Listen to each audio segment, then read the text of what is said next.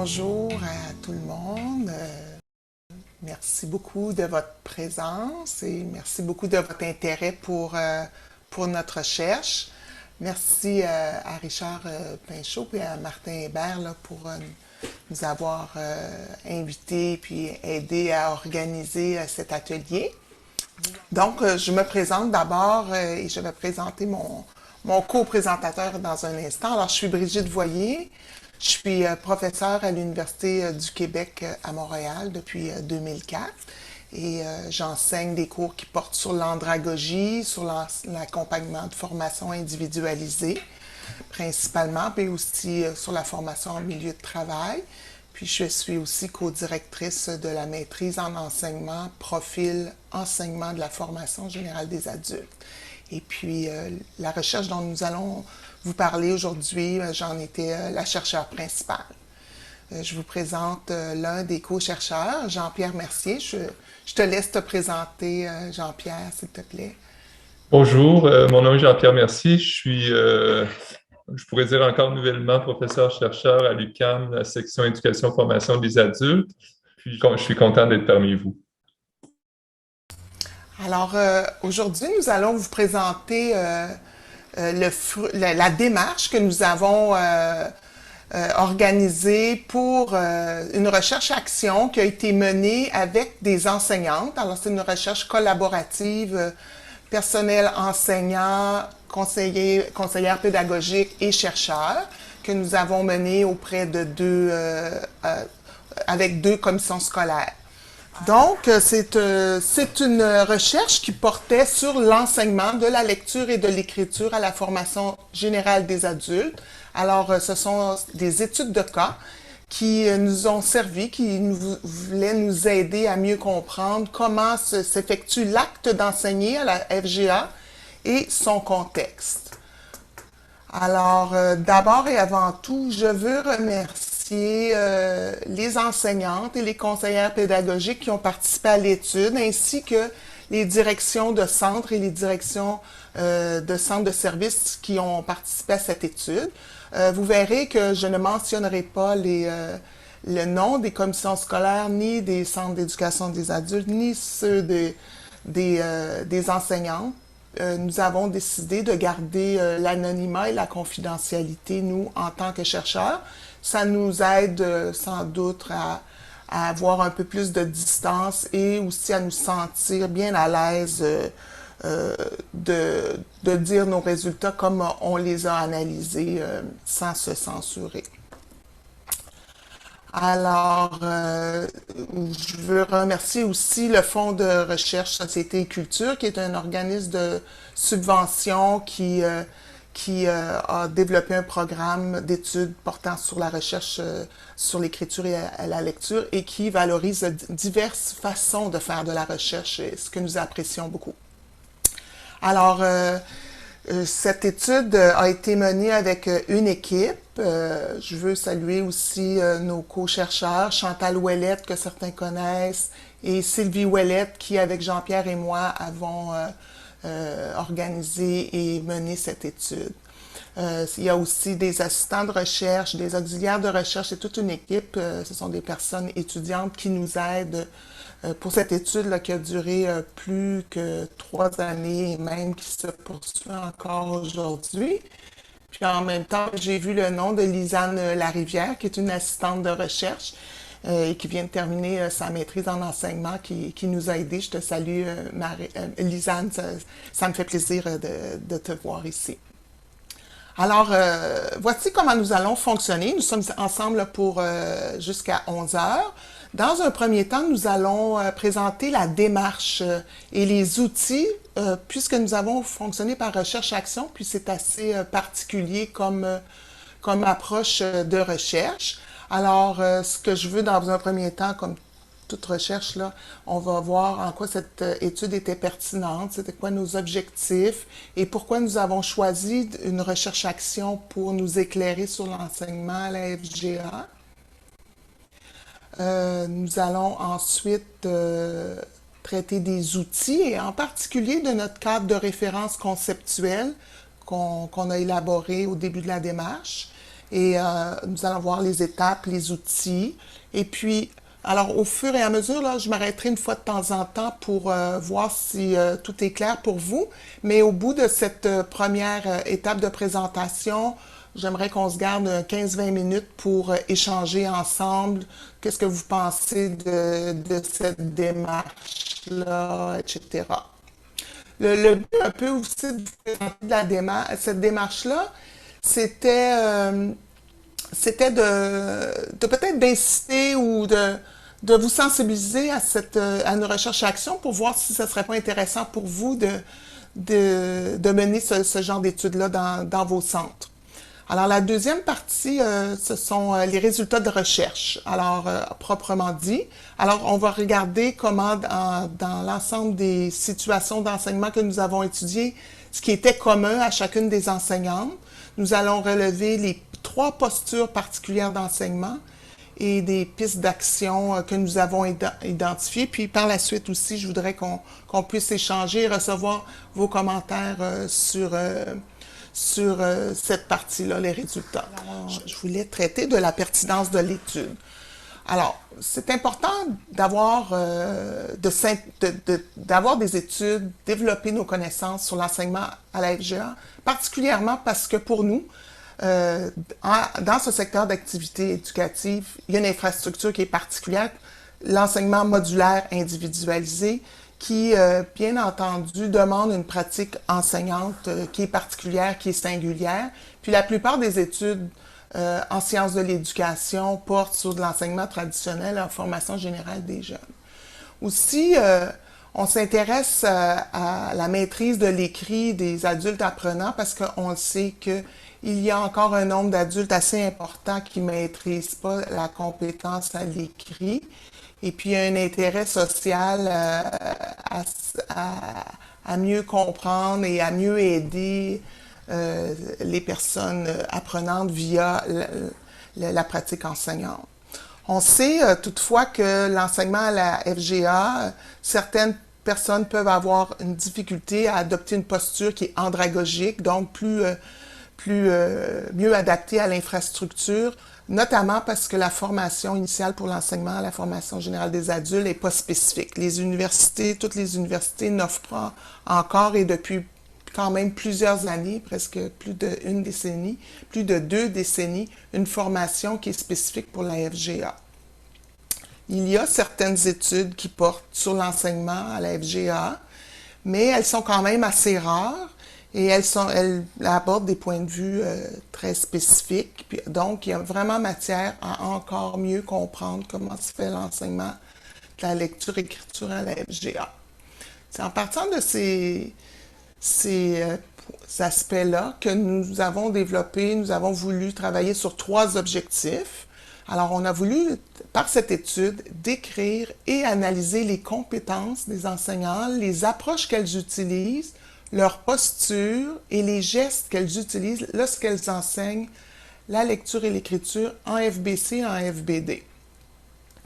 On a décidé de travailler en identifiant des difficultés de la pratique d'enseignement, en travaillant vraiment à partir de difficultés pour éventuellement conceptualiser les principes d'une approche améliorée. On voulait, nous, entendre des enseignantes parler de leurs difficultés et puis développer un cadre conceptuel où on pourrait intégrer des principes pour les aider à améliorer leur approche. Et puis, on voulait produire un guide pédagogique pour l'enseignement de la lecture et l'écriture auprès des apprenants adultes. Ce guide-là est toujours en cours de production. Alors, on avait constaté que pour l'enseignement, disons comme certains d'entre nous, on enseigne à la maîtrise, en enseignement ou on enseigne au bac, et on manque de matériel pédagogique pour former les futurs et les enseignants qui sont déjà en exercice. Alors, c'était nos objectifs de départ. Nous avons donc décidé d'aborder l'étude à partir d'une recherche-action, parce qu'on avait la conviction, on a la conviction dans notre équipe de recherche que le savoir se produit pas seulement par des universitaires qui qui traite à partir de concepts et de théories, mais aussi en dialogue avec des praticiens, que les personnes sur le terrain connaissent leur travail et peuvent décrire les conditions et décrire leur manière d'enseigner. Alors qu'ensemble, en partenariat, en collaboration, c'est comme ça que puisse de se développer un savoir académique. On a décidé aussi de travailler avec une approche narrative, c'est-à-dire en utilisant des récits, les récits d'expérience, le récit de pratique. L'approche narrative, elle est intéressante parce qu'elle permet vraiment aux personnes de décrire leur enseignement, mais aussi à travers le récit, on sait qu'il y a une possibilité que les personnes, les enseignants, puissent partager, réfléchir sur leur pratique, et puis en mettant en mots leur pratique, conscientiser, prendre conscience de ce qu'elles font. Alors c'est un peu dans cette perspective-là. Nous avons aussi adopté en partie une approche ergonomique, puisque notre chercheur Sylvie Ouellette est ergonome de formation, ce qui nous permet de situer l'enseignement dans son contexte et vraiment de tenir compte de la complexité de l'enseignement et de voir les sources d'influence qui sont liées au contexte de travail. Et puis, nous avons décidé de travailler avec des études de cas, c'est-à-dire de choisir seulement quelques cas de situations d'enseignement. Ce qui permet, l'étude de cas, c'est vraiment des approches en sciences qui nous permettent d'approfondir les situations et de travailler sur les faits très concrets.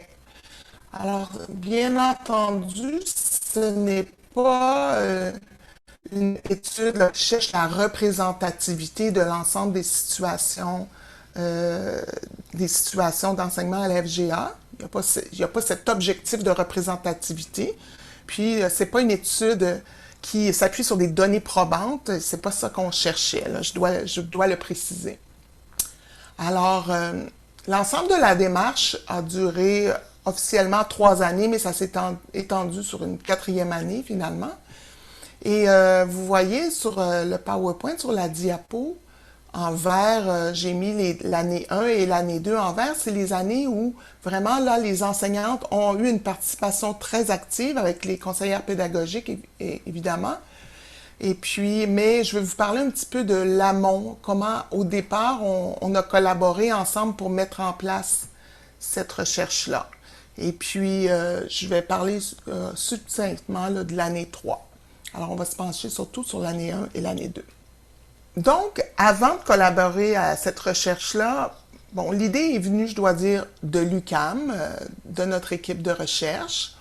Nous voulions entamer une étude là, qui portait sur l'enseignement. Ça fait longtemps qu'on souhaitait ça.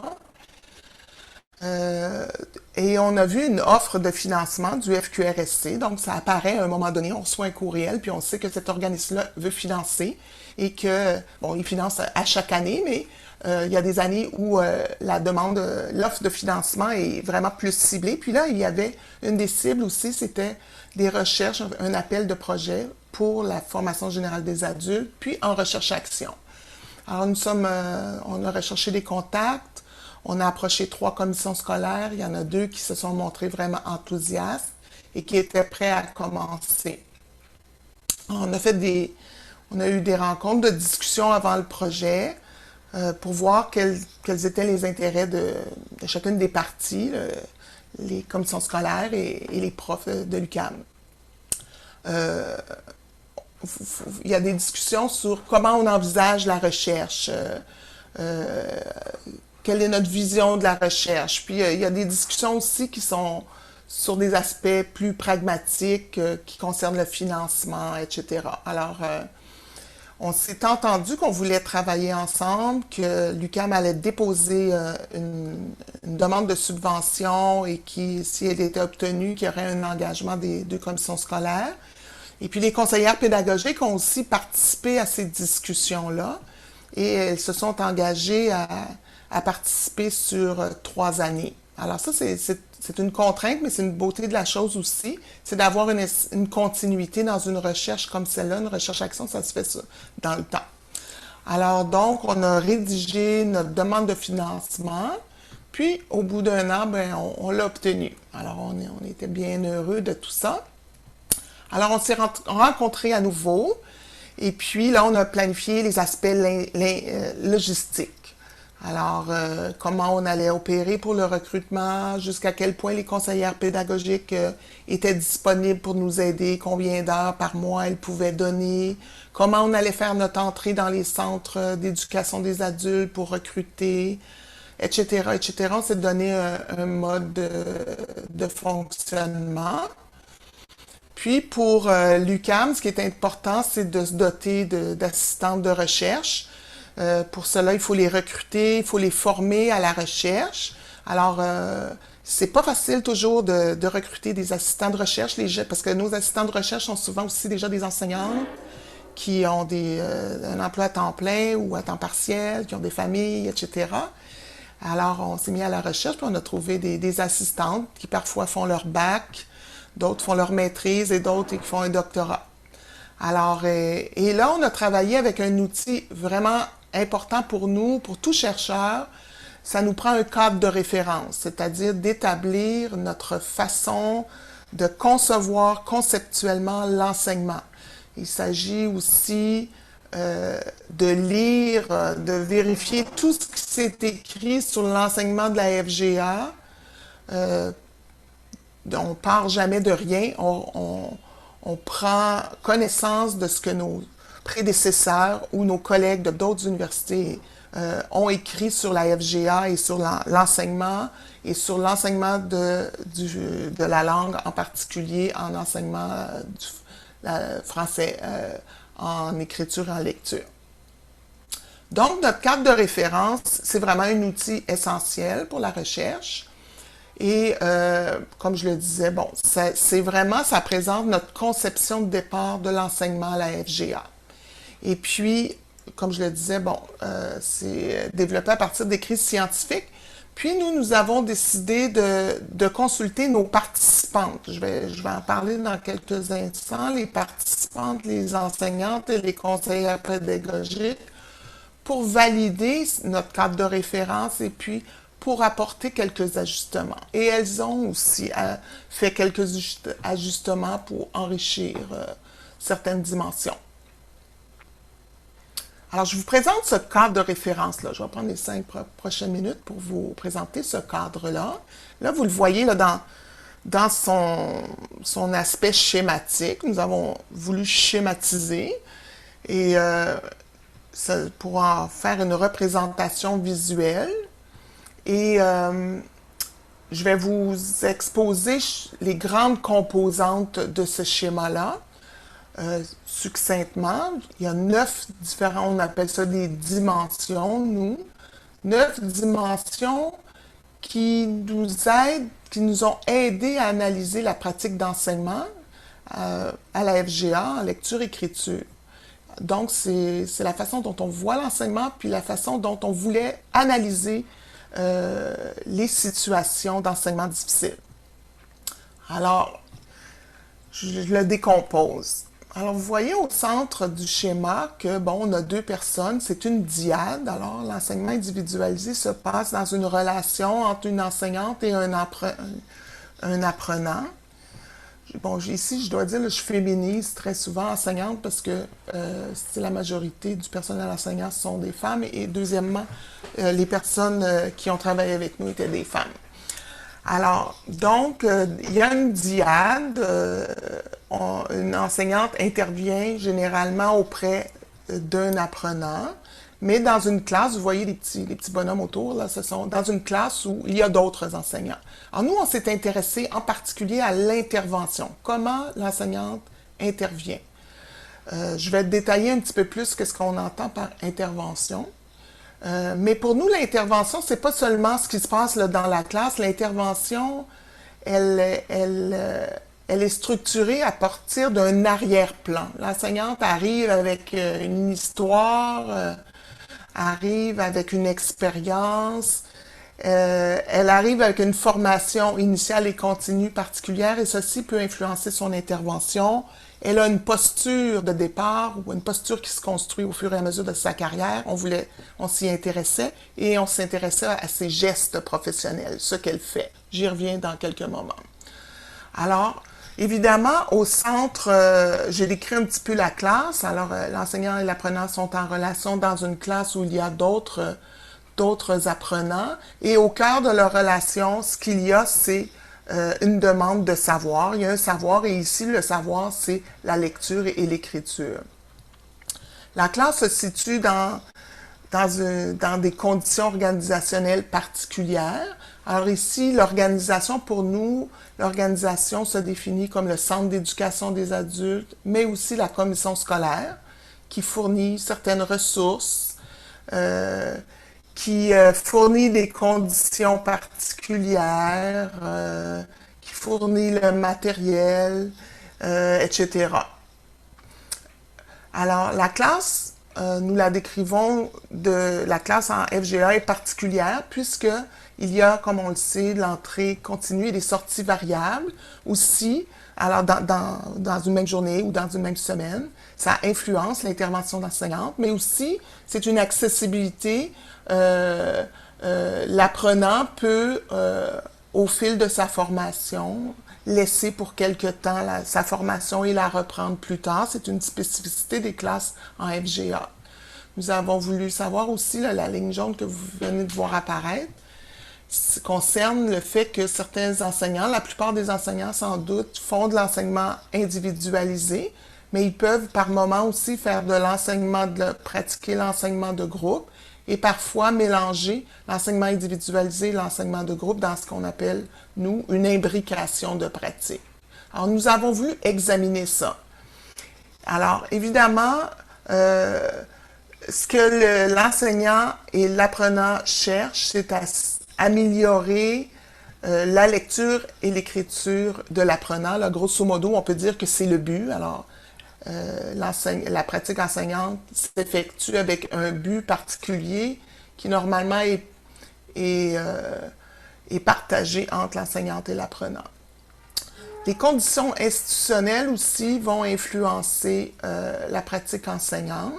Alors ici, nous pensons à des institutions évidemment comme le ministère de l'Éducation qui, par exemple, encadre la pratique avec un référentiel de compétences. Le ministère de l'Éducation, c'est lui qui fournit les programmes, etc. Mais il y a aussi d'autres institutions qui peuvent influencer la pratique enseignante. Ce sont des acteurs externes, comme Emploi Québec, par exemple, qui va déterminer certaines durées de formation ou qui va offrir une source de financement aux apprenants. Mais il y a aussi d'autres acteurs externes comme l'entourage ou la famille du participant, de l'apprenant. Alors, tout ça, ce sont des éléments, des dimensions qui influencent la pratique. Et bien entendu, je n'ai pas beaucoup parlé de l'apprenant, mais l'apprenant, il fait une demande de formation. En fait, on sait que à la FGA, on n'est pas en obligation scolaire, en situation d'obligation scolaire. L'apprenant est plus ou moins volontaire et motivé par son projet d'études. Et puis, on s'est intéressé à son parcours, qui il était, son parcours passé, son parcours présent, ses caractéristiques. Alors, dans cette étude-là, on demandait aux enseignantes de nous parler des apprenants, auxquels ils enseignaient.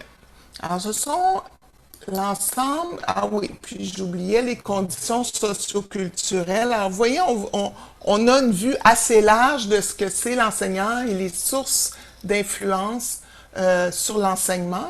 Alors, il y a aussi les conditions socio-culturelles. Par exemple, dans notre société, quelle est la vision de l'écriture et de la lecture? Quelle est l'importance de la réussite scolaire? Alors, tous ces aspects qui sont plus au plan des valeurs au plan des principes, des influences culturelles peuvent marquer l'enseignement à la FGA. Donc, c'est un cadre de référence qu'on a élaboré au tout début. Vous avez ici le résumé des différentes dimensions avec en vert là, les auteurs qui nous avaient influencés là, par certains des auteurs. Je vais développer un petit peu plus ici sur l'intervention. Qu'est-ce qu'on entend par l'intervention et son arrière-plan? C'est comme si là j'ai mis une petite flèche jaune parce que c'est comme une vision un peu microscopique, là. On a vu très large, on s'intéresse aux conditions socioculturelles, conditions institutionnelles, mais il faut dire que nous avons porté un regard plus microscopique sur l'intervention enseignante. Alors, nous avons utilisé la notion de geste professionnel qui avait été développée par Bucheton, là, qui a été étudiée par Bucheton et pour qui le geste professionnel, c'est toutes les actions de l'enseignant qui sont dirigées vers les élèves dans la classe. Alors, c'est l'acte de communication, puis donc ce sont des gestes verbaux ou non verbaux. Et Bucheton a identifié 4 principaux gestes sur lesquels nous nous sommes penchés. On est allé vérifier si ces gestes-là étaient mobilisés par les enseignants. Alors, est-ce qu'il y a des gestes d'atmosphère? C'est-à-dire tout élément là, qui aide à créer une rencontre relationnelle entre l'apprenant et l'enseignant, puis à collaborer. Des gestes de pilotage qui servent à diriger et à organiser l'avancée de la leçon, ou des gestes qui vont aider à assurer de la cohérence entre les savoirs déjà enseignés et ceux à enseigner. Il y a des gestes de tissage aussi, qui vont créer, c'est plutôt ici là, qui vont créer, le tissage va créer des liens entre les activités réalisées en classe ou les référents là, passés et futurs. Alors, aider des gestes qui aident l'apprenant à tisser des liens. Et puis les gestes d'étayage là, que vous connaissez certainement, là, qui sont toutes les actions de communication là, qui aident à comprendre, là, comme expliquer, développer, donner des exemples, etc. Alors, ces gestes-là vont être influencés, comme je le disais, par l'arrière-plan de la pratique. Alors, où on s'est intéressé aux conceptions de l'enseignante, à leur expérience passée, est-ce qu'ils avaient une longue expérience, une mauvaise expérience, une bonne expérience, et à leur formation initiale et continue. Alors ça, c'était notre cadre de référence. Maintenant, je vais aborder de façon plus spécifique notre façon de fonctionner. Alors, on va regarder la première année où il y a eu 6 rencontres. C'était des rencontres qui ont duré des journées complètes. Donc, maintenant, c'est le temps de parler des enseignantes. Alors, on cherchait, comme je le disais, là, à recruter des cadres. Donc, on cherchait au départ 8 participantes dans les 2 commissions scolaires. Dans ces 2 commissions scolaires, il y avait 7 centres d'éducation des adultes. Donc, on a fait du recrutement, des affiches, des courriels. Les conseillères pédagogiques ont contacté les spécialistes de français pour recruter. Alors, le recrutement a duré quelques mois et puis on avait établi des critères de participation. Alors, il fallait être une personne enseignante, soit en FBC ou en FBD. On cherchait des enseignantes qui avaient au moins 1 année d'expérience. On souhaitait avoir des enseignantes avec moins d'expérience et d'autres plus d'expérience. Et puis, on était ouverte à toute situation statutaire, là. Les personnes pouvaient être à contrat, à temps partiel ou régulier, mais elles devaient avoir une bonne capacité à verbaliser leur expérience. C'est-à-dire vraiment des personnes qui aiment parler puis qui veulent verbaliser parce que nous fonctionnions par récit. En général, les enseignants n'ont pas de problème avec ça, mais il fallait vérifier cet aspect-là. Et puis, nous avons pris soin de rencontrer les personnes intéressées et nous avons pris soin de leur parler de l'importance de s'engager pendant une période de 2 ans. Alors, au bout de ce recrutement, nous avons pu recruter 6 personnes. 6 femmes se sont dit volontaires et se sont engagées. Elles avaient entre 36 et 64 ans. Elles étaient toutes des personnes spécialisées en langue d'enseignement. Elles avaient une formation universitaire. Quelques-unes étaient formées en adaptation scolaire, d'autres avaient été formées, une autre pour travailler en francisation, d'autres en enseignement des langues, en langue d'enseignement. C'était varié. Alors, il y avait des enseignantes, certaines enseignantes avaient moins d'expérience à FGA, 3 ans, et parmi elles, il y en a qui avaient une qui avait 27 ans d'expérience. Elles provenaient de 5 centres d'éducation des adultes différents et l'une d'elles travaillait en centre de détention. Alors, nous avons constitué ce qu'on appelle un groupe de discussion. Nous avons nos 6 enseignantes, 2 conseillères pédagogiques qui venaient de chacune des commissions scolaires, 4 chercheurs et 2 assistantes de recherche qui ont participé tout le long ou presque tout le long au groupe de discussion. Alors, ensemble, notre groupe, on s'est constitué comme un groupe et notre but, c'était d'analyser des situations d'enseignement difficiles. Alors, nous avons procédé pour cela la première année à une collecte de données. Notre but au début, c'était prendre connaissance de la démarche. Il faut sensibiliser les gens à ce que c'est qu'une recherche-action, puis de travailler en groupe de discussion. Alors, c'est là que nous avons montré notre cadre de référence et nous l'avons ajusté avec des suggestions, quelques suggestions d'enseignantes. Et puis, nous avons produit un guide. En fait, le cadre de référence, après, a été traduit en guide, c'est-à-dire en questions. Le guide servait à aider chacune des enseignantes à faire le récit de leur situation d'enseignement difficile. Ensuite, on a invité les 6 enseignantes à choisir une difficulté d'enseignement qui était particulière pour elles. On voulait une situation qui était soit typique, quelque chose qui les préoccupait, mais il fallait que ça soit assez bien circonscrit, que ça ne soit pas trop large pour qu'on puisse se pencher là-dessus, puis aider la personne, puis l'aider dans des améliorations. Le but, c'est de comprendre comment la personne enseigne, comprendre ce qui est difficile pour elle, et puis lui faire des suggestions d'amélioration tout en relevant les points positifs de sa situation. Donc, ça a été une difficulté, je dois dire, de bien circonscrire. On a pris beaucoup de temps pour circonscrire chacune des difficultés. Alors, je donne 2 exemples de difficultés d'enseignement qui ont été retenus. Je vous les laisse lire, ça va vous faire un petit silence. Alors, comme on voit, Ariane, elle a tendance à faire les choses à la place de ses élèves. Puis, dans l'exemple qu'elle a donné, c'est un texte où il fallait identifier des mots-clés pour apprécier le texte. Tandis que Nicole, elle, c'est sa difficulté à planifier, à organiser et à faire émerger des idées lorsqu'elle fait produire un texte à ses apprenants. Alors, c'est le genre de difficulté. Alors, après avoir bien circonscrit les difficultés, c'était le moment d'inviter chacune à faire le récit verbal, à faire un récit. Alors, chaque personne, pendant 2 à 3 heures, raconte comment elle enseigne de façon générale. Elle parle un peu de ses apprenants, comment elle dispose sa classe, etc., c'est quoi sa trajectoire, etc. Puis après, elle se penche sur sa difficulté, puis de façon plus microscopique, elle la décrit, cette difficulté.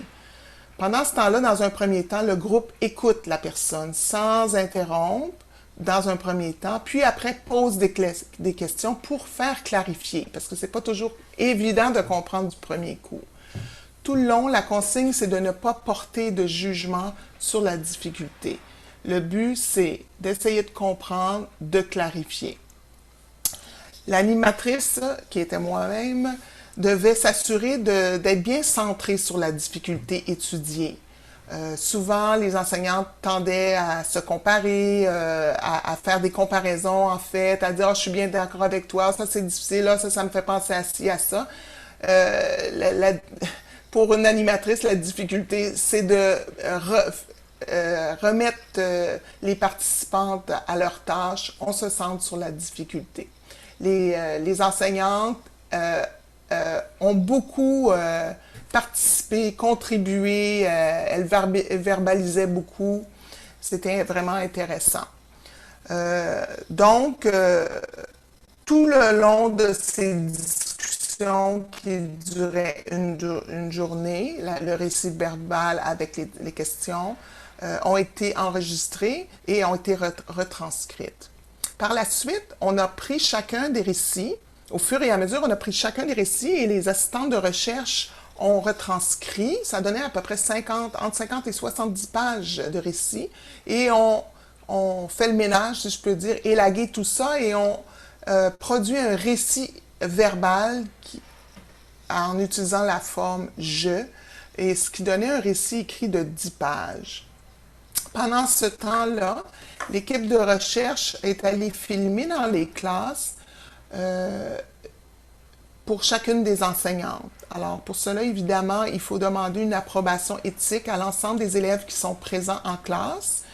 Et on faisait un tournage, on filmait l'enseignante avec ses élèves.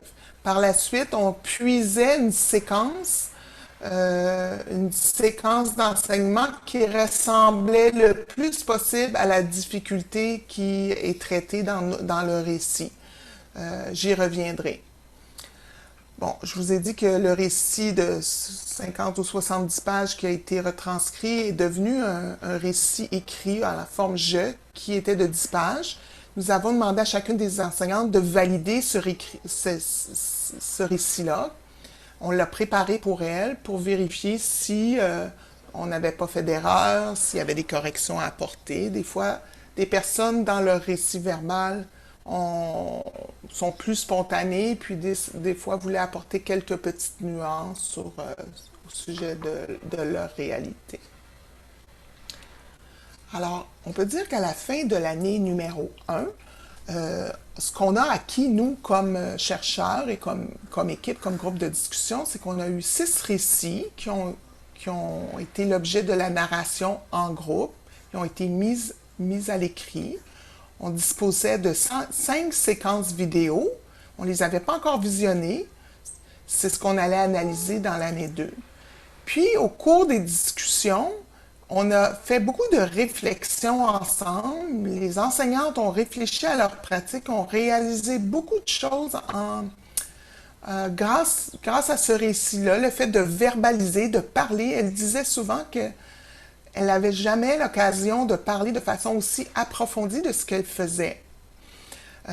Ces fois, ça a suscité aussi par moments de l'émotion, puisqu'on parlait de leurs difficultés. Alors, il y a eu des fois des larmes, des petites larmes, mais avec beaucoup aussi d'empathie et puis de bienveillance de la part de l'ensemble du groupe, ce qui procurait un certain bien-être. Alors, voici ce que ça procurait de la réflexion puis de la prise de conscience. Il y a eu des difficultés. Au début, les enseignantes en particulier, et peut-être les conseillères pédagogiques aussi, trouvaient que le rythme était très lent, ça prenait du temps, c'était long. Mais surtout dans la mise en place, au début, la conception du cadre de référence, la sensibilisation à la recherche-action, ils trouvaient que les universitaires avaient un rythme lent. Et effectivement, le rythme des universitaires est beaucoup plus lent. Mais elles ont vu par la suite que c'était sans doute utile pour créer un bon climat de groupe. Une autre difficulté, comme je le disais, c'était de rester focalisé sur la situation. Et puis, les captations vidéo, disons que c'était à recommencer. Il aurait fallu placer les vidéos au meilleur endroit. Ça, c'est de la part des chercheurs. Il fallait peut-être prendre plus soin à cet aspect très, très technique. Donc, les bénéfices de l'année 1, clairement, c'était un bon climat de coopération, puis vraiment une prise de conscience des difficultés de l'enseignement, mais beaucoup des déterminants collectifs. On voyait dès le début des récits là, combien les ressources, les contraintes qui viennent du Centre d'éducation des adultes, du ministère, ont un impact important sur l'enseignement. Est-ce que je peux prendre quelques commentaires ou questions avant qu'on poursuive avec l'année 2? Alors, moi, j'aurais peut-être un petit commentaire.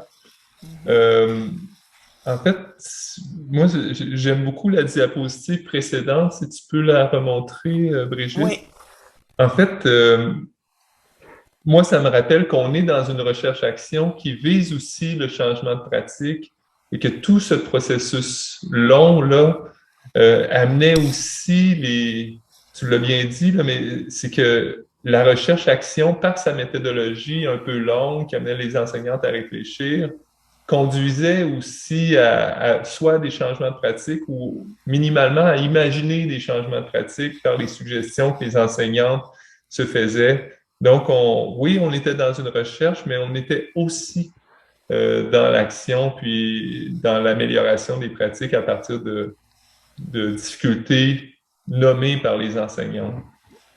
Donc, en quelque sorte, c'est aussi un processus de formation continue, la recherche-action. Ça me semblait intéressant de se le rappeler. oui, c'est intéressant que tu le rappelles parce qu'effectivement, à cette étape-ci, tout ce qu'on a fait, là, c'est on a discuté, en fait, les gens ont verbalisé leurs pratiques, ils ont fait une narration. Personne n'était encore intervenu, là. On n'a pas encore fait nos suggestions d'amélioration cette année-là. Tout le monde, on s'est retenu en quelque sorte.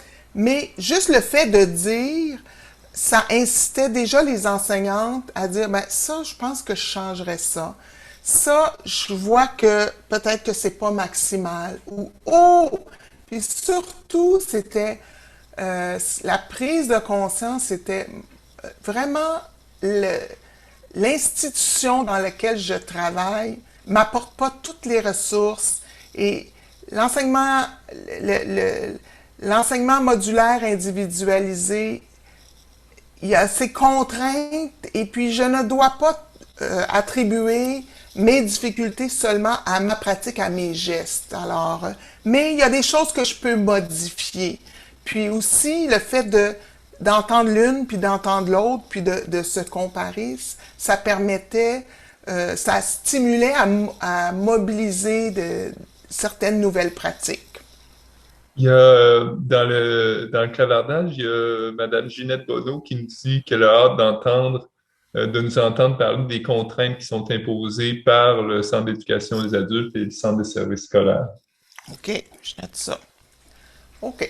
Alors, nous sommes rendus à l'année 2, qui était vraiment le moment où on devait se pencher sur les situations, les récits comme tels et aussi les séquences vidéo. Alors, le but de l'année 2, c'était d'identifier des points positifs parce qu'on voulait pas seulement identifier les points améliorés, on voulait dégager ce qui était positif pour chaque situation. C'est ça qu'on appelle, nous, une analyse de premier niveau, celle qui est faite en groupe. Et puis, réfléchir aux apprentissages individuels des membres du groupe. Parce que il se fait de l'apprentissage et puis c'est les membres du groupe, là, quand je dis les membres du groupe, c'est pas juste les enseignants, c'est les chercheurs aussi, on apprend. Et puis les conseillères pédagogiques aussi apprennent. Alors, donc l'année 2, comment ça se passe? L'enseignante fait la lecture de son récit. Elle a son texte de 10 pages, elle fait la lecture devant le groupe. Ça dure à peu près 20 minutes. Après, tout de suite après, le groupe visionne un extrait vidéo de la séquence d'enseignement. Il y a des séquences, on avait choisi une séquence, des fois c'était 9 minutes, des fois c'était la plus longue, c'était 21 minutes. Alors, les enseignantes, elles trouvaient ça difficile de se voir elle était touchée par ce qu'elle voyait.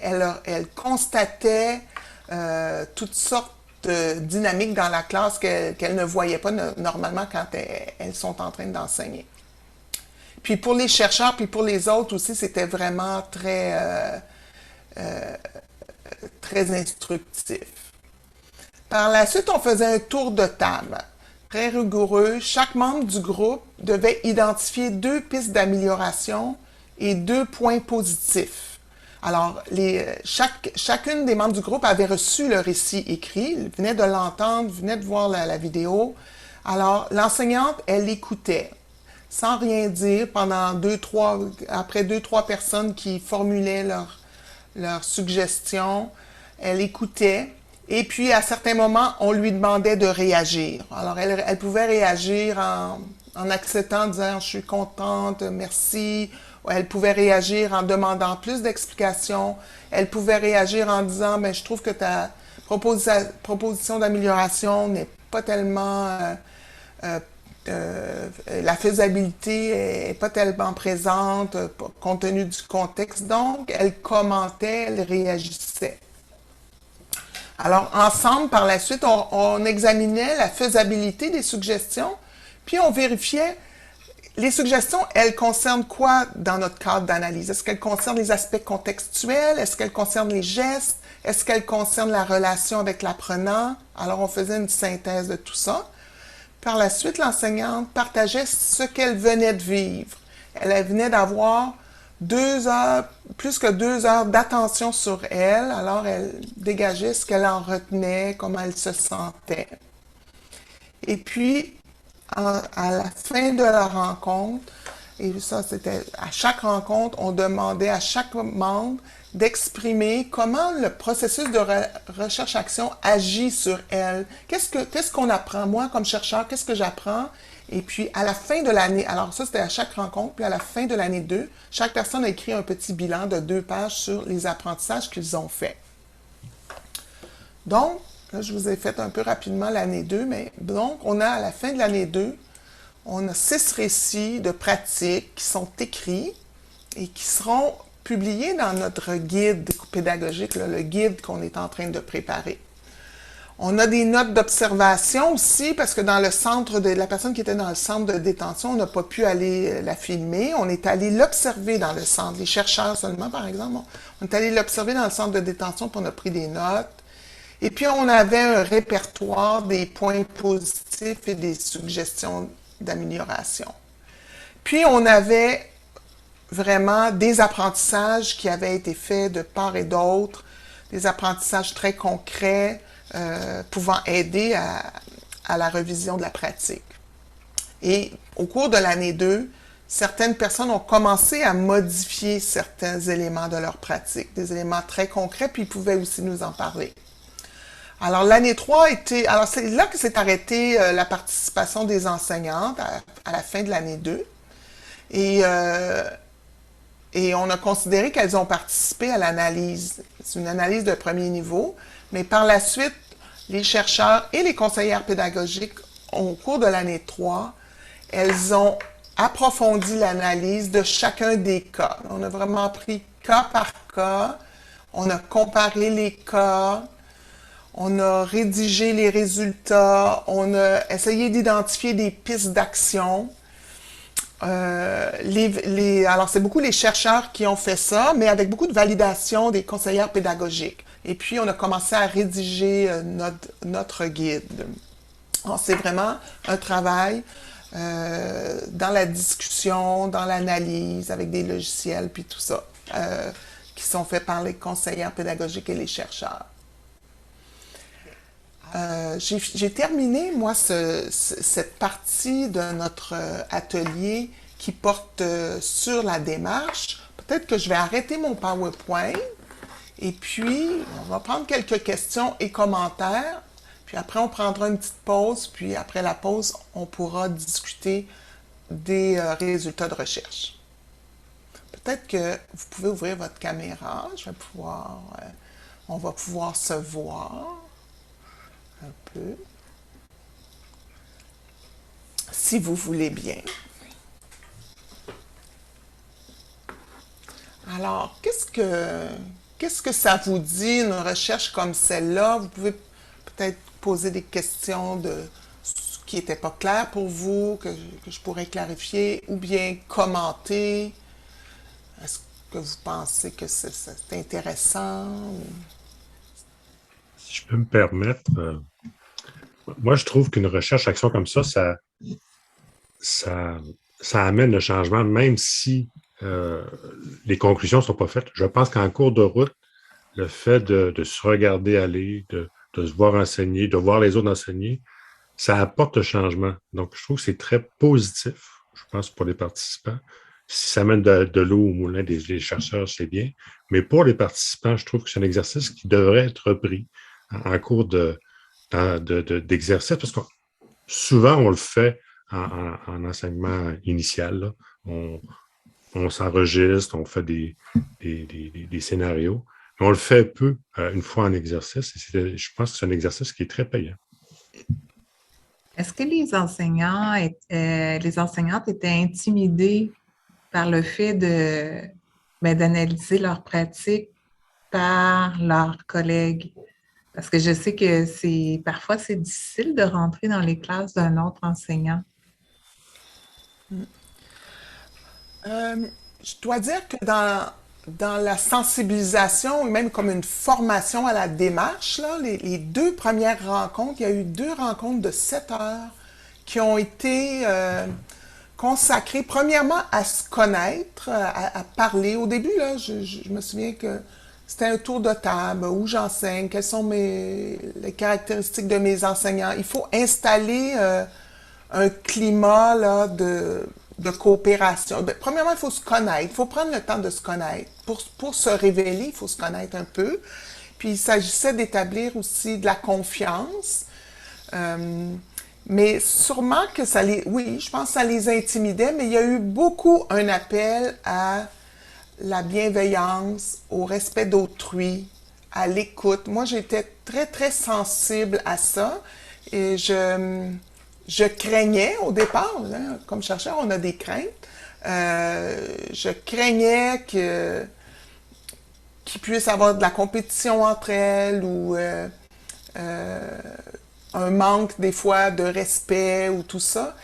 Mais je pense que rapidement, il y a une phrase qui est revenue rapidement, c'est « on est tous dans le même bateau ». On est tous dans le même bateau, puis le bateau, c'était les conditions à la FGA sont difficiles. Les conditions d'enseignement, c'est difficile, puis à la FGA, c'est difficile. Alors, il y a eu comme une reconnaissance qu'elle partageait quelque chose qui était un peu en dehors, en quelque sorte, d'elle-même.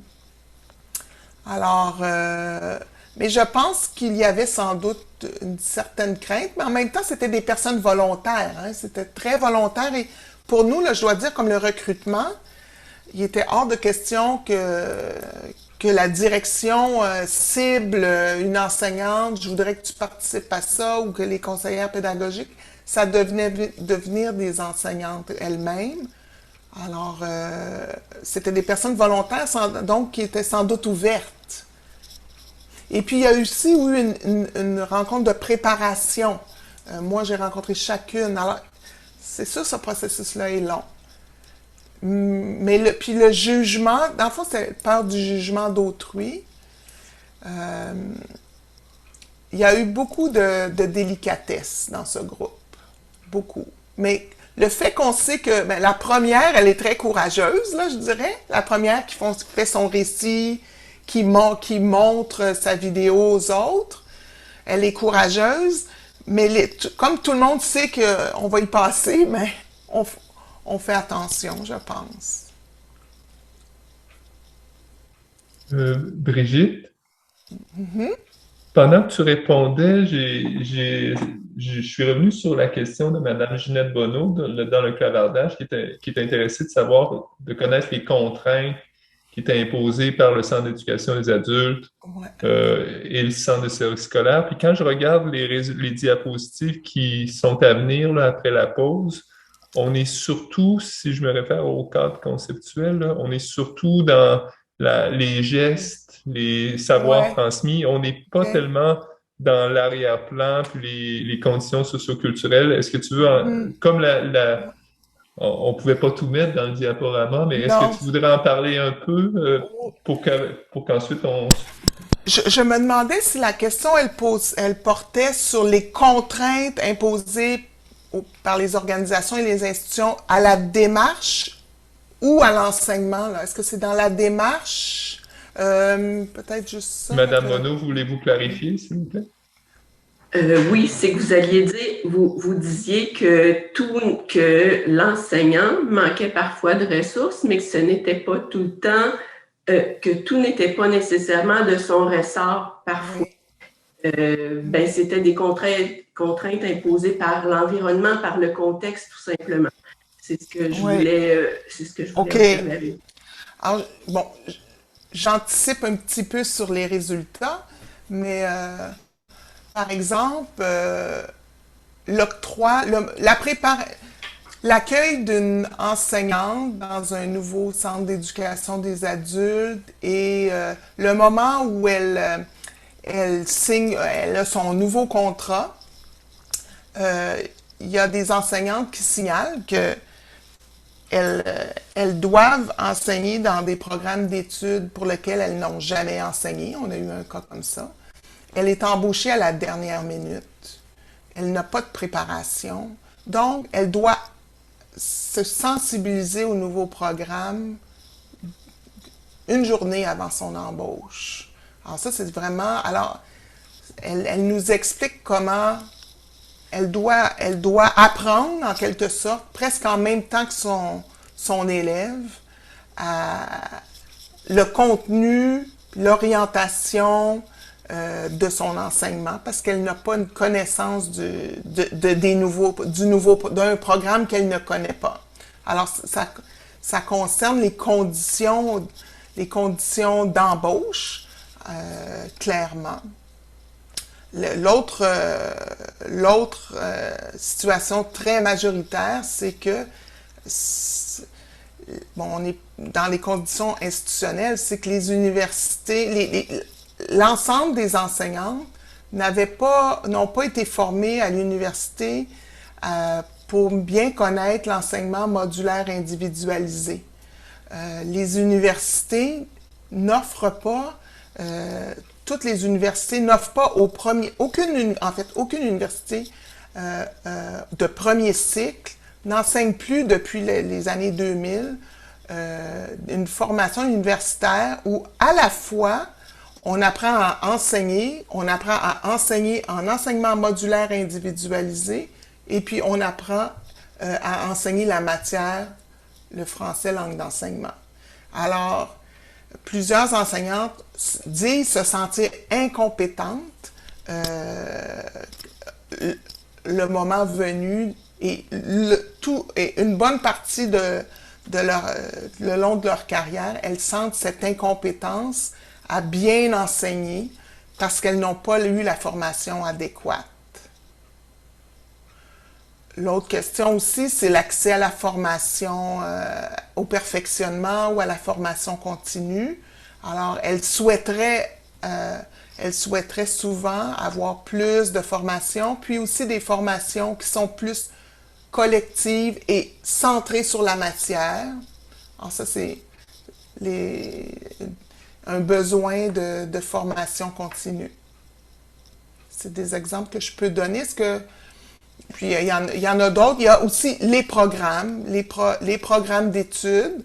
Alors, nous sommes les apprenants. Certains apprenants sont plutôt des apprenants qui ne sont pas, dont la langue maternelle n'est pas le français. Ils ont eu des cours, ils ont participé à des programmes de francisation, mais c'était insuffisant.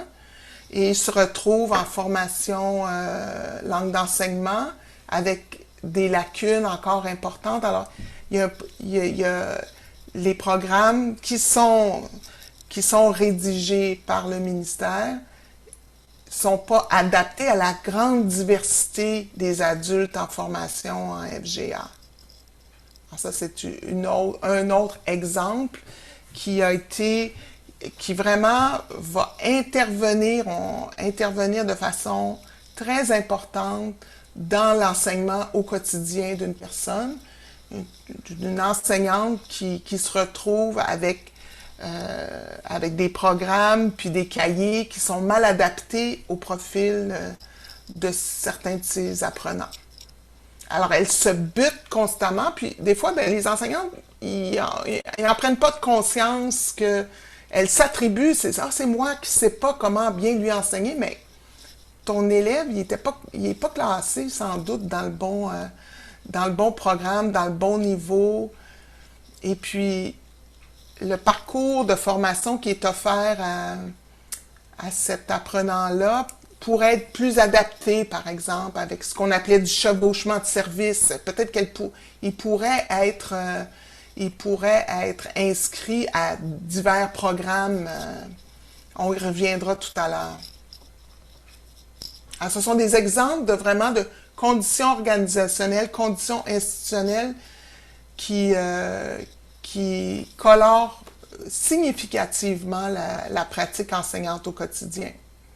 On va continuer avec les résultats qui sont dans un rapport de recherche et aussi dans un résumé de rapport de recherche qui vont être déposés pour vous sous peu. Alors, on commence par 5 caractéristiques qui étaient communes à la majorité des situations qui ont été étudiées.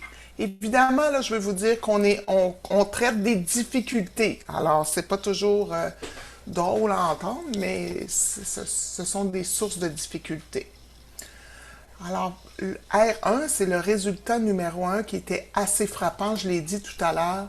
Alors, l'enseignement modulaire individualisé qui est réalisé par les enseignantes est effectué avec un fort sentiment d'incompétence. Elles ont la perception d'être incompétentes et elles ont bien conscience de leurs lacunes de formation universitaire. Donc, pour nous, la première source de difficulté, c'est cette formation-là qu'elles n'ont pas obtenue et acquis et qui leur pose problème. Elles ont de la difficulté à bien utiliser l'enseignement modulaire individualisé au départ. On le voit ça par leur façon de parler de leur enseignement. Elles n'utilisent pas beaucoup un vocabulaire qui est spécialisé, qui est en lien avec cette pratique-là. Alors, les lacunes dans le vocabulaire ou les difficultés dans le vocabulaire pour expliquer ce qu'elles font, ça transparaît lorsqu'elles parlent de leur pratique pendant le récit. Et puis aussi, dans plusieurs cas, la majorité des cas, 5 sur 6 aussi, quand on les entend sur la vidéo, lorsqu'elles enseignent les notions. Alors, évidemment, on le sait que décrire une pratique professionnelle, beaucoup de sociologues se sont intéressés à ça. C'est une pratique qui est courante. C'est difficile de parler de sa pratique en utilisant le bon vocabulaire. Et il y a une difficulté qui est attribuable, pas seulement en enseignement. C'est ça que je voulais dire surtout. Le deuxième résultat assez frappant qui nous a interpellés dès le début des premiers récits, c'est que quand les enseignantes parlent de leurs apprenants, elles en parlent beaucoup avec des traits déficitaires. Elles ont tendance à décrire leurs étudiants non pas à partir de leurs caractéristiques comme personnelles ou des traits très académiques, mais toujours en lien, beaucoup avec des liens avec des termes médicaux pour parler des difficultés scolaires. D'ailleurs, au départ, elles parlaient beaucoup de leurs difficultés des apprenants plutôt que leurs difficultés à elles. Alors, on voit un exemple ici. Philippe est un jeune avec de graves difficultés d'apprentissage. Il est dyslexique, dysorthographique, sévère, dysphasie. Alors, c'était des termes qu'on voyait beaucoup utilisés lorsqu'il s'agissait de parler de l'apprenant. Alors, on a considéré que les enseignantes ont moins tendance, quand elles décrivent leurs apprenants, à parler de leur acquis ou à parler de leur trajectoire et de leur expérience positive sur laquelle elles pourraient tabler et qu'elles pourraient utiliser lorsqu'elles enseignent. En même temps, au plan affectif, elles parlent beaucoup de leurs apprenants avec bienveillance. Elles apprécient elles sont affectueuses en quelque sorte avec leurs apprenants. Il y a beaucoup de bienveillance. Et puis ça, c'est un trait qui a été remarqué dans plusieurs recherches qui ont été faites sur l'enseignement à la FGA. Mais la question des traits déficitaires, puis la tendance à associer des difficultés scolaires à des aspects médicaux, ça a un certain effet. c'est ce que René a appelé les effets de cécité didactique. C'est-à-dire que pendant qu'on se penche sur ces difficultés d'ordre qui seraient d'ordre médical ou psychologique, mais on se penche moins sur les aspects proprement didactiques, sur le rapport de l'élève à ce savoir-là. Alors, c'est un autre résultat important qui concerne la vision de l'apprenant et la manière d'intervenir et d'en parler. En ce qui concerne le savoir lire et écrire, il nous est apparu assez clairement que pour plusieurs enseignantes, savoir lire et écrire, ben, c'est discuté de façon très pratico-pratique. Il n'y a pas beaucoup eu de segments du récit qui portaient sur ce que lire et écrire était un lien avec la culture ou ce que ça pouvait apporter pour son développement personnel ou ou sur des aspects symboliques ou sur le pouvoir que ça donne ou sur la beauté de la langue française, etc. Lire et écrire était toujours rapporté à des aspects pratiques. Et on le voyait aussi dans la rareté du tissage. Alors, on aurait pu voir des liens entre, bon, voici, tu as de la difficulté avec tes accords, mais tu sais, si tu arrives à bien accorder tes verbes et tout ça, tu vas pouvoir bien t'exprimer, tu vas prendre du pouvoir quand tu vas trouver un emploi, puis tu vas être apprécié des autres. Dans le tissage avec des aspects qui sont pas seulement pratiques n'était pas beaucoup mis en relief. Alors, par exemple, c'est traité un peu comme ça, là. C'est faire des mots-clés, quelqu'un qui parle de son enseignement en disant, ben moi, c'est comme ça que je fais, là. Il y a le point 1, il y a le point 2, il y a le point 3. Alors, très, très pratico-pratique.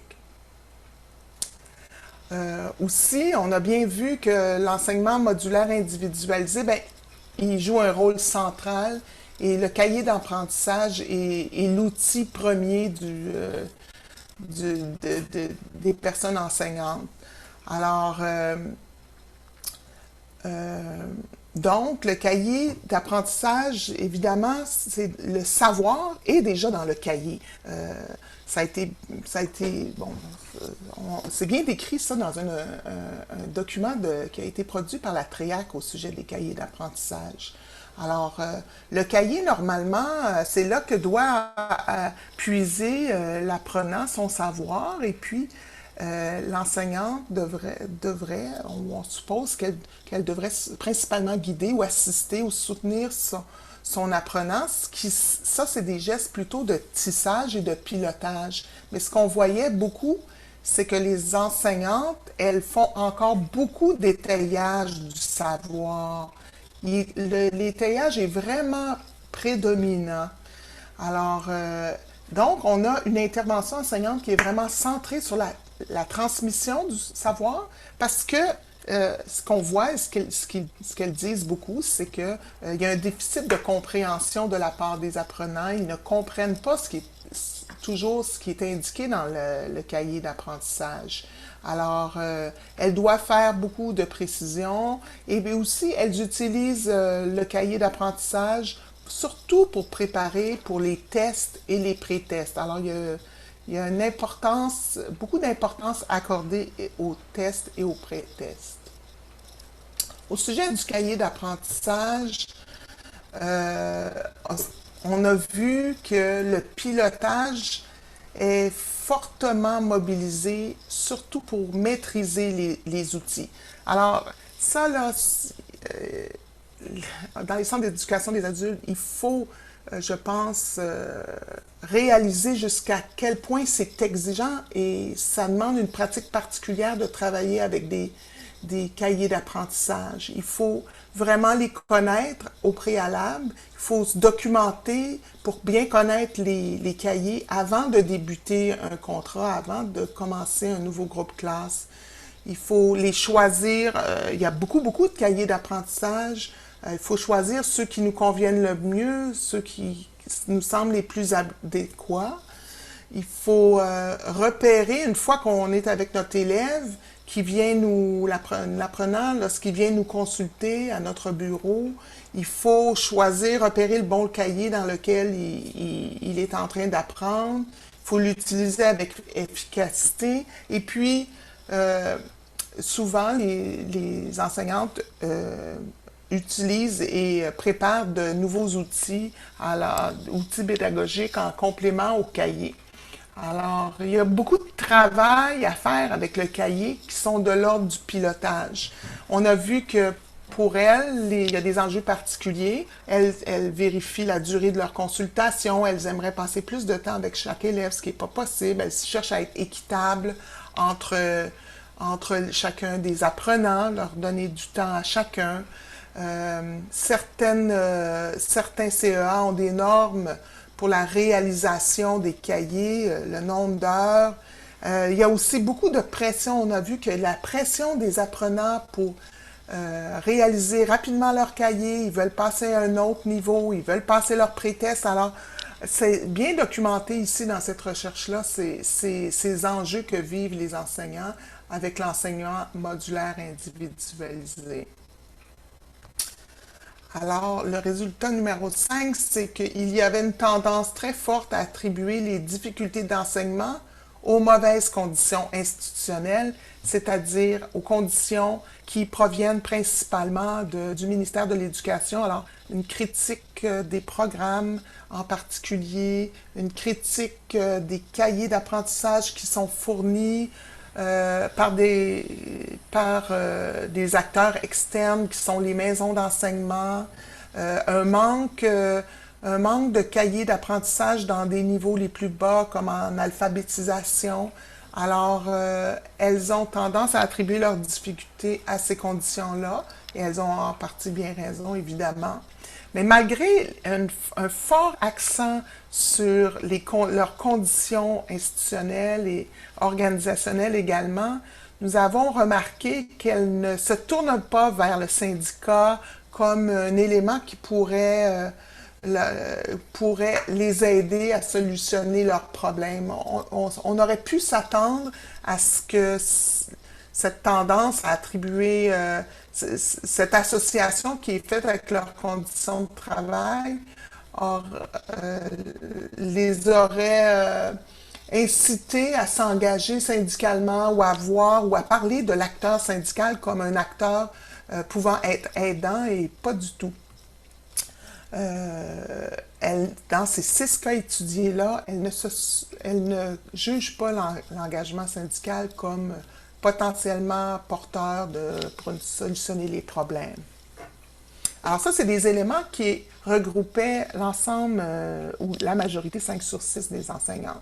Maintenant, on peut regarder chacune des 6 situations d'enseignement et dégager des postures particulières. Alors, on a dégagé 3 postures.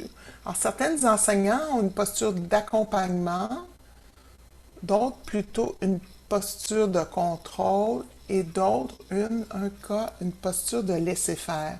Alors, par posture, là, j'entends l'ensemble des conceptions et des manières d'agir là, qui dirigent leur action et qui donnent un sens à leur action. Alors, on a vu que ces 3 postures-là, on les a distinguées parce que ce qui les distingue, c'est la manière de vivre la relation apprenant-enseignant. C'est aussi la manière de prendre en compte l'expérience de l'enseignant qui est différente selon les postures, puis la façon de mobiliser les gestes. Alors, tout le monde ne met pas un accent sur les mêmes gestes. Alors, donc, c'est en faisant l'analyse très fine de chacune de ces postures-là, chacune des 6 enseignantes, qu'on a essayé de placer comme des types particulières de situations et de difficultés d'enseignement. Vous verrez dans le rapport de recherche, si vous le consultez, dans une annexe, on décrit chacune des situations d'enseignement et ensuite, ce qui nous a permis de distinguer 3 postures comme ça. Alors, c'est un peu en travaillant avec ce tableau-là on en a fait une synthèse. Alors, on voit dans les colonnes, là, ici, la posture d'enseignement, la posture de contrôle et la posture de laisser-faire. Alors, j'en dégage quelques éléments. Dans la relation enseignante-apprenant, une posture d'enseignement, c'est une posture où l'enseignante interagit beaucoup avec ses apprenants. Et c'est bidirectionnel. C'est pas seulement l'enseignante qui parle à son apprenant, elle interroge, il y a un échange, il y a de la réciprocité. Dans une posture de contrôle, la relation est plus hiérarchisée. L'enseignante, une posture où elle domine les interactions. L'apprenant interagit moins. Et dans la posture de laisser-faire, on a une enseignante qui est plutôt soumise à ses apprenants. Alors, ce sont les apprenants qui contrôlent la dynamique de la classe. Alors, la prise en compte de l'expérience de l'apprenant va varier aussi. Et puis, dans l'étayage, la manière d'étayer son savoir, alors, on a remarqué que dans une posture de laisser-faire, cette enseignante-là, elle n'enseigne presque pas, on doit dire. Elle le constatait elle-même en s'écoutant, en se regardant sur la vidéo. Elle dit, mon Dieu, j'enseigne presque pas. Alors, nous avons remarqué que dans tous les cas, le tissage, c'est-à-dire faire des liens entre l'expérience de l'apprenant, l'expérience passée ou l'expérience future avec ce qui se passe maintenant est peu présent. Aussi, le tissage entre ce qu'on a, une leçon précédente et ce qui se vit maintenant est peu présent. En ce qui concerne le pilotage, toutefois, il est très présent chez les personnes qui ont une posture d'accompagnement, ici. Alors, ce sont des enseignantes qui mènent, qui dirigent, qui orientent beaucoup leurs apprenants. Et au contraire, dans une posture de laisser-faire, il n'y a pas de pilotage ou très, très peu. Dans l'atmosphère de la classe aussi, on a vu des distinctions très frappantes. Alors, dans la posture d'accompagnement, nous avons une atmosphère de classe aussi. L'effet là-dessus, c'est que les apprenants sont très concentrés sur leur cahier. C'est calme dans la classe. Il y a vraiment une atmosphère d'étude. Puis on a vu certaines gestes, certaines stratégies qui permettaient cela. Ici, dans la posture de contrôle, c'était plutôt variable. Et puis, dans la posture de laisser-faire, c'était plutôt chaotique. L'enseignante a de la difficulté à diriger sa classe, etc. Alors, ce sont des éléments distinctifs de la manière, dans les manières d'enseigner et de vivre ces difficultés. Je vais donner quelques éléments de conclusion avant de passer à nos pistes d'action. Alors, comme grande conclusion, on peut dire que malgré 50 ans de pratique en enseignement modulaire individualisé, ça fait depuis 1966 que ça existe, l'enseignement modulaire individualisé, les conditions organisationnelles et institutionnelles offertes ne permettent pas une pratique enseignante efficace. Il faudrait améliorer ces conditions. Il y a plusieurs des difficultés qui sont observées, qui sont attribuables à une formation initiale qui est peu adéquate. Alors, ça relève de l'offre de la formation universitaire. Le tissage est un geste qui devrait être beaucoup plus utilisé en enseignement modulaire individualisé. Il est sous-utilisé dans 5 des 6 cas étudiés. Alors, il y a peu de recours à l'expérience de l'adulte, à ce qu'il vit, ce qu'il fait, ce qu'il a vécu, c'est quoi son projet, etc. Et pourtant, nous croyons que en recourant davantage à l'expérience de l'adulte, on pourrait mieux travailler l'étayage du savoir. Le pilotage est un geste central dans les situations observées. Alors, c'est un pilotage qui se fait avec des d'apprentissage et il est particulièrement exigeant pour des enseignants à la formation générale des adultes. En gros, on peut dire que la démarche de recherche-action a permis aux enseignantes de collaborer entre elles et que le fait de participer à une recherche où on se penche sur sa pratique, ça aide à développer des apprentissages, ça aide à développer de la collaboration entre enseignantes. Nous avons voulu dégager des pistes d'action plus concrètes et compte tenu du cadre de référence que nous avons utilisé, nous voyons que ces pistes d'action-là peuvent être dirigées vers à différents niveaux. On va regarder rapidement chacun des niveaux. Je souhaite dire, juste avant de les présenter, que dans le livre que nous avons rédigé, nous sommes en train de préparer des suggestions d'amélioration qui concernent chacun des cas étudiés. Et ici, les pistes d'action sont dégagées de l'ensemble de la démarche, de la sommation des 6 cas étudiés. Alors, au gouvernement du Québec, on propose que la promotion de la lecture et de l'écriture soit davantage centrée sur une perspective citoyenne et une perspective culturelle. Alors, aujourd'hui, on parle de la lecture et de l'écriture, puis c'est principalement centré sur la réussite, une réussite scolaire qui est pertinente, mais il n'y a pas de lien avec quelque chose de plus important, qui relève plus du sens et de la capacité, du potentiel de capacité citoyenne des personnes. Au ministère de l'Éducation, alors, il faudra fournir un complément au référentiel de compétences.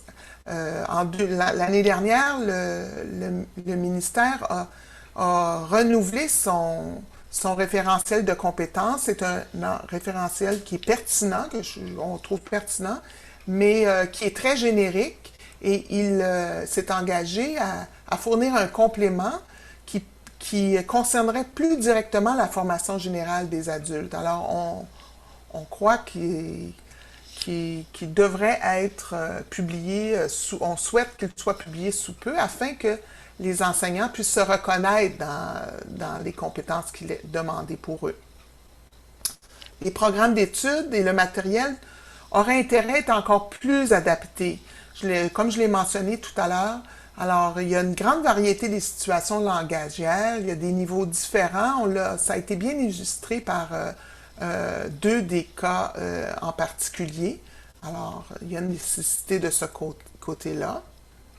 Aussi, on a bien vu que les enseignants utilisent beaucoup du matériel qui est produit par le milieu, dans les associations, et c'est un matériel qui est pertinent, puis on souhaite que ces structures qui produisent du matériel et qui diffusent le matériel qu'on puisse renforcer ces structures-là par du financement puis du soutien.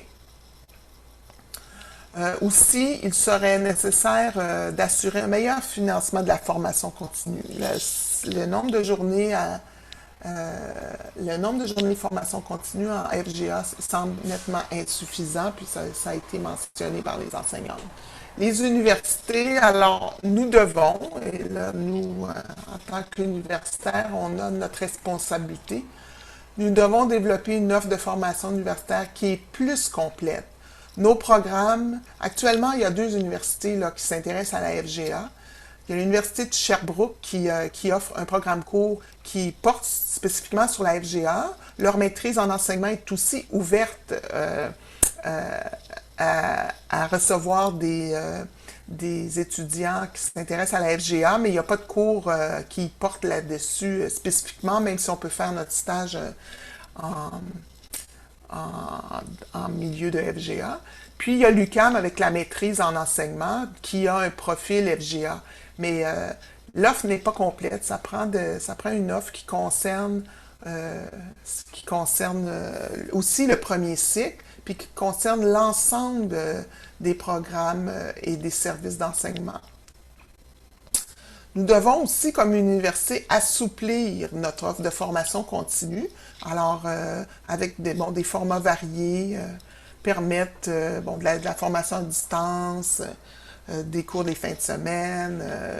Aussi, ce qu'on souhaite beaucoup, c'est pouvoir offrir de la formation en milieu de FGA, de la formation continue.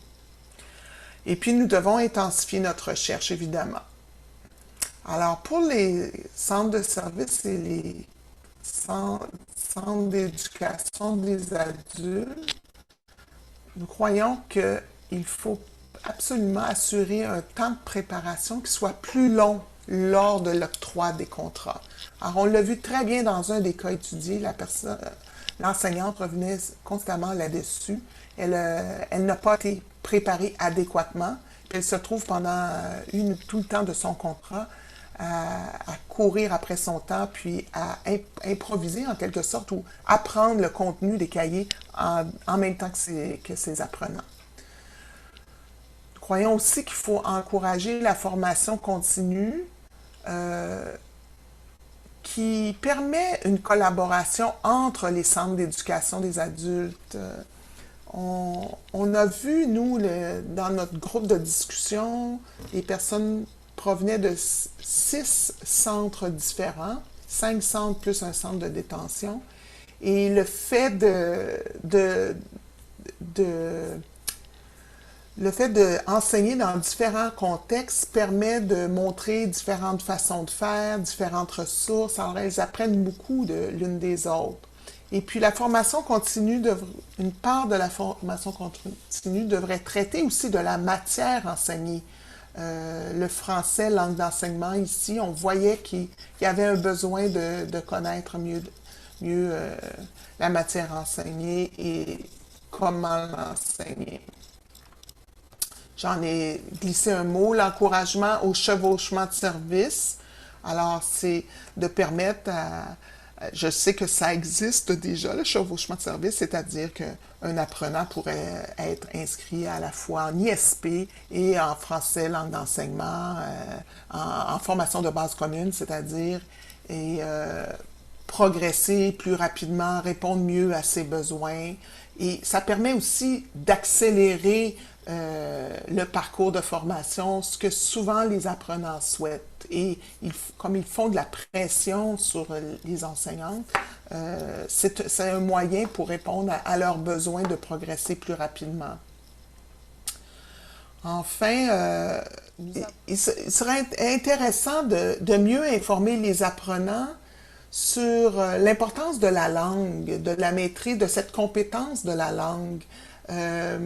Les apprenants, c'est sûr qu'ils ont accès à un compte d'entrée en formation qui porte sur le cheminement, sur les programmes, sur le fonctionnement d'un centre, etc. Mais ils pourraient avoir une sensibilisation à la question de cette langue-là qu'ils souhaitent développer, apprendre à lire et à écrire, à son importance, à sa pertinence. D'autant que certains apprenants, c'est pas leur langue maternelle. On est dans un contexte de diversité langagière au Québec. Il y a des résistances parfois à bien parler le français, puis tout ça, à bien l'écrire. Alors, on pourrait les sensibiliser davantage.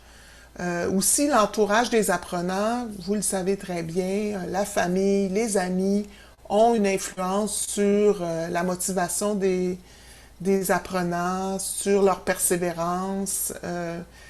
Mais aussi, il y a des parents, on a vu, des parents ou de l'entourage qui font des pressions auprès des apprenants et qui n'ont pas toujours un bon rôle de soutien. Alors, c'est important que l'entourage puisse mieux soutenir les apprenants et pour ça, ils doivent être informés du fonctionnement bien informés du fonctionnement d'un centre d'éducation des adultes, des possibilités qui sont offertes, etc. Certains centres préparent bien l'entourage, mais d'autres auraient intérêt à accentuer un peu l'information à l'entourage.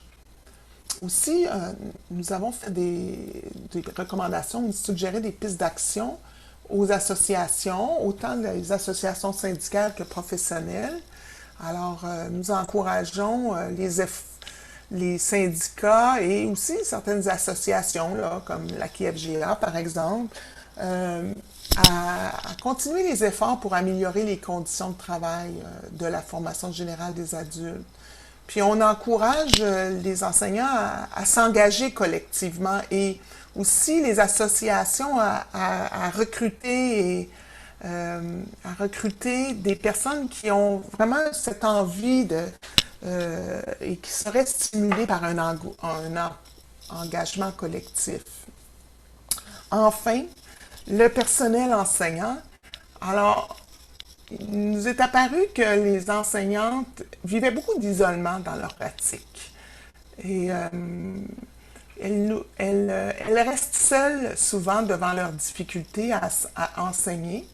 Alors, on leur suggère d'éviter l'isolement professionnel et de s'investir davantage dans leur milieu associatif et dans toute activité de partage. Ça peut être plutôt informel, ça peut être formalisé au sein des centres d'éducation des adultes, mais de partager ce qu'elles vivent et de s'entraider. Il y a déjà beaucoup d'associations, puis ça passe beaucoup par le matériel, développer du matériel, mais ça peut être encore accentué pour éviter cet isolement.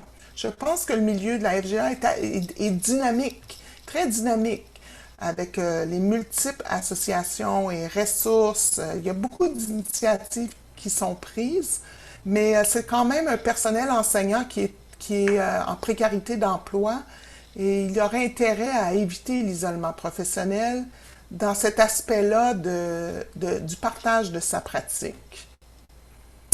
Aussi, nous suggérons de prendre connaissance, c'est-à-dire des fondements de l'enseignement modulaire individualisé. Certaines enseignantes vraiment clairement ne connaissent pas bien les origines de l'infrastructure dans laquelle ils travaillent. Elles n'ont pas une connaissance suffisamment fine pour les aider à pratiquer. C'est sûr que les écrits sur l'enseignement modulaire individualisé sont plutôt rares, mais il y a toutes sortes de modèles aussi autres, en dehors des cahiers et des programmes, qui pourraient les stimuler et puis les aider. Alors voilà pour les principaux résultats de recherche et les pistes d'action qu'on a proposées. Ils sont plus détaillés dans le rapport de recherche que nous avons produit, qui est sorti au début de l'été et qui est maintenant disponible. Puis je vous invite aussi au sujet là, de la démarche et même des résultats à consulter aussi les annexes où on a développé davantage ces résultats-là et les différents éléments de la démarche. Alors, je ne sais pas qu'est-ce que ça vous dit, ces résultats-là. Ah. Encore une fois, je peux me permettre, je me sens interpellé beaucoup par les pistes parce que moi, je suis agent de développement des après-cours, en fait, qui réseaute et qui fait de la formation continue. Présentement, on a 25 communautés d'apprentissage qui sont actives et dont les gens se rencontrent. Mais, comme vous avez dit, c'est des rencontres où les gens parlent de leur quotidien. Est-ce que les cahiers, comment on fait pour enseigner, je dirais, c'est du pragmatique. Mm-hmm. Et je me dis, il faudrait peut-être reculer, retourner en arrière puis parler de didactique plus. Donc, pour l'avenir, je pense qu'il y a quelque chose. En tout cas, moi, je me sens interpellé. Il faut que je réfléchisse à ça. Peut-être une association aussi avec les enseignants universitaires pour offrir ce service-là. Autant peut-être la KFGA, autant au niveau des après-cours. Donc, je me sens interpellé là. Merci. Dans le clavardage, il y a Mme Christine Chandonnet qui écrit « Est-ce qu'il y a des approches pédagogiques qui ont été suggérées aux enseignantes lors de la recherche? » Oui, il y a eu des approches qui ont été suggérées. Puis je vais te demander de compléter, Jean-Pierre, parce que tu es plus au fait de tout ça. Mais c'est sûr qu'il y a eu la question de l'enseignement explicite. L'une de nos chercheurs, Chantal Ouellette, préconise beaucoup cette approche, l'utilise, et puis le fait de la recherche aussi là-dessus appliquée. Oui, alors ça a été souvent comme approche, je dirais, là. Qu'est-ce que tu... Oui, Est-ce on a... qu'elles ont essayé lors de la recherche? Puis est-ce qu'elles ont donné de la rétroaction suite à l'essai de ces approches-là? Ouais. Je peux dire à ce sujet-là que, parce que, bon, approche, là, pour moi, ça... C'est très large, oui. Oui, c'est ça. Oui. Alors, en cours de recherche, elles n'ont pas modifié comme leur approche. Ce qu'elles ont fait, c'est souvent intégrer certaines suggestions plus précises, comme, bon, je vais utiliser davantage une stratégie d'écoute, ou je vais utiliser... peut-être, Jean-Pierre, tu peux m'aider, là, tu sais, des fois, au niveau de la fluidité de lecture. Je ne devrais... là, j'ai réalisé que je travaillais en même temps la fluidité de lecture, puis en même temps, je sais plus, la correction. Il y avait une surcharge cognitive. Donc, là, je me suis essayée. Je focus sur un aspect. Hein, alors, c'est pas une approche, là, mais c'était des stratégies qui ont été modifiées. Oui, tout à fait. En fait, la recherche-action ne nous a pas permis d'aller observer les transformations dans les pratiques, mais les enseignantes en parlaient d'essais qu'elles faisaient. Ce qui était, ben là, tu pourras nuancer, Brigitte, mais ce qui était surtout fort, je pense, c'était vraiment l'aspect réflexif, la prise de conscience de sa propre pratique. Chez une des 6 enseignantes, c'est clair que entre les rencontres, il y avait du passage à l'action. Cette enseignante-là, il faut dire aussi, était dans des conditions un peu particulières où elle a sollicité et elle a obtenu un accompagnement individualisé de la conseillère pédagogique dans son centre de service scolaire. Et donc, on peut penser que ça favorisait le passage à l'action, mais en même temps, c'était aussi une enseignante qui était, on pourrait dire, qui souhaitait transformer sa pratique. Même dans son historique de formation, elle a été à peu près sans cesse en formation continue, cette enseignante. Donc, il y avait ça. Sur la question des approches, on a parlé aussi, on a suggéré des approches critiques de l'enseignement pour que les personnes, les adultes en formation prennent conscience, par exemple, de leurs conditions, de leur situation, etc., d'approches créatives. Je peux pas dire que j'ai le sentiment que ça a levé beaucoup ces suggestions-là. Alors, ça, c'est pour les approches, mais il y a eu beaucoup d'écoute, beaucoup d'attention puis de crédibilité, je pense, accordée à l'enseignement explicite. Par exemple, des stratégies de lecture et d'écriture, ça, c'est vraiment quelque chose on sentait qu'il y avait de l'adhésion de la part des enseignants. On a parlé aussi des approches de groupe, comment on pourrait mixer de l'individualisé à des approches de sous-groupe et peut-être à des approches de grands groupes. Puis on a réfléchi à la mise en place de ces différentes approches ou formules. Mais est-ce qu'il y a eu un passage à l'action? Là, je ne pourrais pas vous le dire aujourd'hui. J'aimerais ajouter quelque chose aussi dont je n'ai pas parlé du tout. Quand on a vu les vidéos, les séquences vidéo, on s'est intéressé à l'aménagement de la classe. Comment étaient disposés les apprenants dans la classe, où était située l'enseignante. On a regardé le matériel, l'ameublement. Alors, on a fait des observations. Par exemple, on voyait qu'une enseignante, tous ses élèves et ses apprenants étaient collés les uns sur les autres devant elle. C'est elle qui avait une posture de contrôle. Alors, pour elle, pour maintenir le calme dans la classe, sa stratégie, c'est de les amener à côté d'elle pour avoir un contrôle complet sur l'ensemble. elle n'avait pas de questionnement sur la confidentialité. C'est pas toujours facile pour une apprenante de faire les exercices avec son enseignante alors que les autres ont les yeux rivés sur elle. Alors, on a eu des discussions. On lui a fait le reflet que c'était peut-être pas la meilleure chose pour ces apprenants-là. Mais il y avait des discussions. Certaines voyaient que oh non, c'est une stratégie intéressante, etc. D'autres, à un moment donné, une enseignante où il y a un peu de chaos dans la classe, c'est difficile, mais on s'apercevait que son bureau est tout proche de... la plupart des enseignantes, d'ailleurs, le bureau est placé devant la porte pour aller dans le corridor. Comme on est en entrée, continue sortie variable, il y a des allées et venues, ça dérange. Pourquoi on ne met pas le bureau plutôt dans le fond de la classe?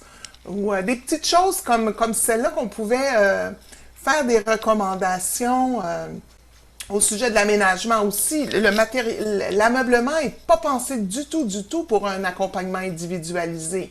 Les bureaux de travail, les gens ont les jambes coincées, il y a beaucoup de matériel pédagogique. Il faut penser à un aménagement de classe qui est propre à l'enseignement individualisé, où il y a une personne qui est constamment assise à côté de moi.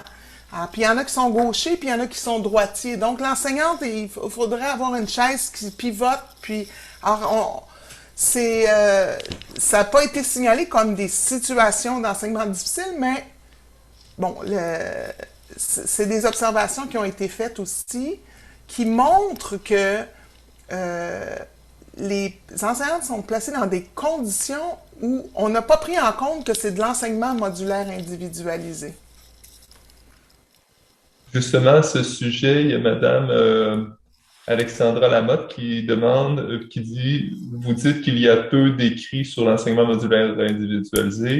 En avez-vous suggéré pour commencer? On a suggéré on a montré notre cadre de référence, on l'a expliqué, on avait écrit un texte d'une dizaine de pages sur le cadre de référence. Ça, c'était notre cadre d'analyse. Ce qui a été suggéré, c'est plutôt, en fait, je dois dire, les enseignantes entre eux, beaucoup, parce que les suggestions d'amélioration venaient pas seulement des chercheurs, hein, venaient de tous, de toute personne.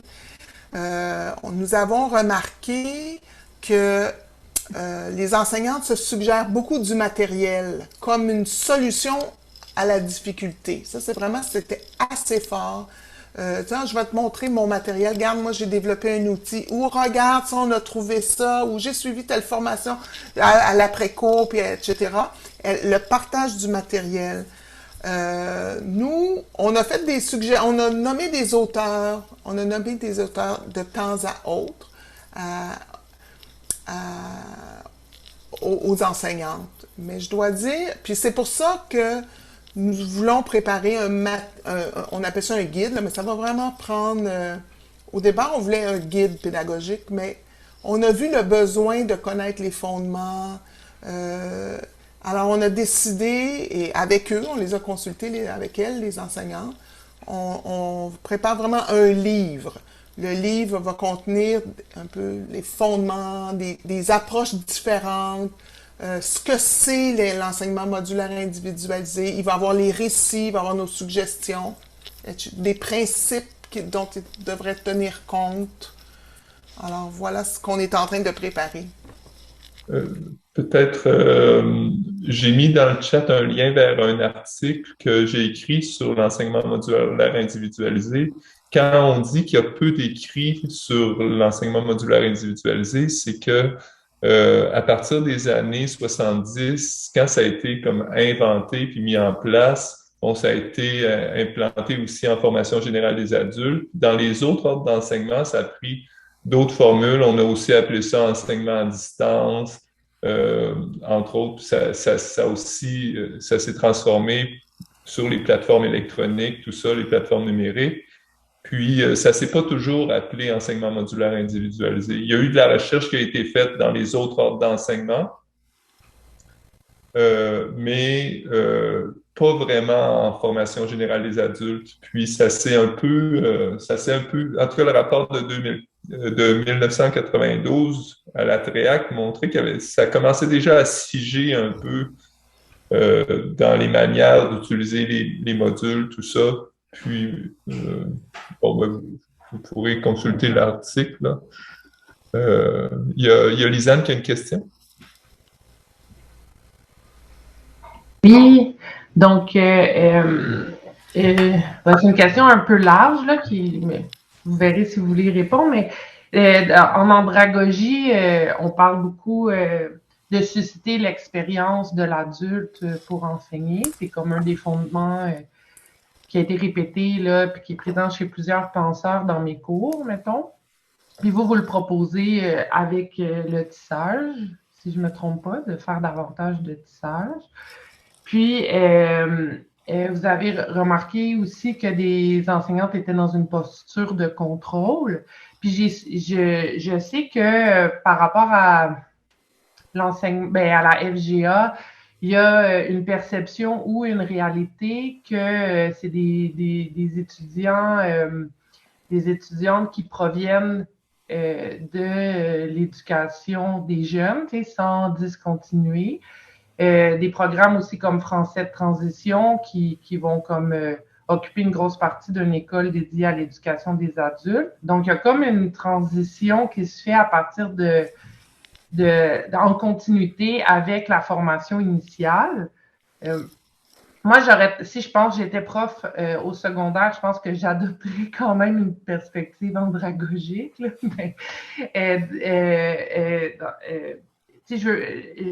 Dans le sens que je suis pas nécessairement tentée par des approches plus justement axées sur les difficultés d'apprentissage, tout ça dans l'enseignement, mais ça reste que c'est une perception que les enseignants ont devant leurs étudiants et c'est vrai qu'il y a des classes qui sont composées de beaucoup de jeunes qui proviennent du secondaire directement.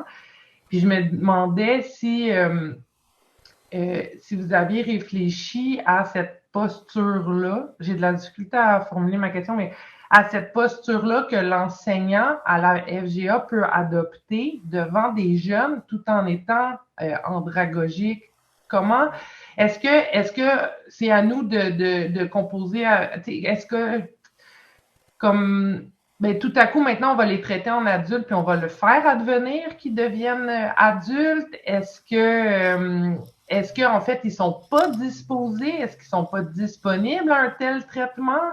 Est-ce qu'il y a une progression vers l'andragogie, qui pourrait être pensée? Parce que j'ai l'impression que ça peut être une raison pourquoi une prof occupe une position de contrôle, ou même de laisser aller, parce qu'elle dit, là, c'est rendu des adultes, ou on va contrôler parce qu'en fait, c'est encore des jeunes, puis ils sont encore dans leur formation initiale. Cette espèce de transition-là, moi, c'est quelque chose qui m'est resté beaucoup dans la tête après avoir travaillé avec vous, puis assister Donc, j'espère que vous comprenez ma question. Puis,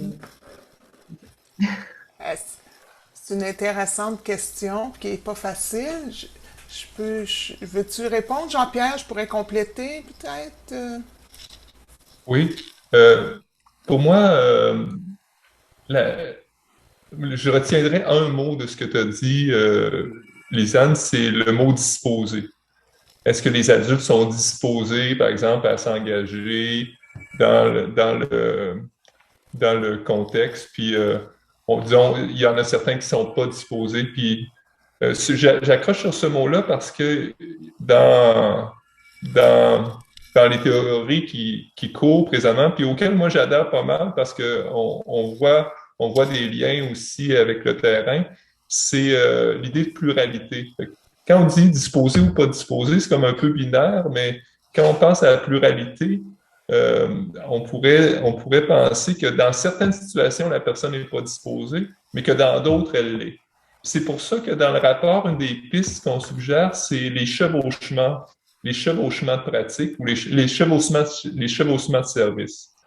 L'enseignement modulaire individualisé, là, à cause des programmes qui sont en place, qui sont déjà structurés par 25 heures, 50 heures, 100 heures, etc., ça va être assez difficile de sortir de ça.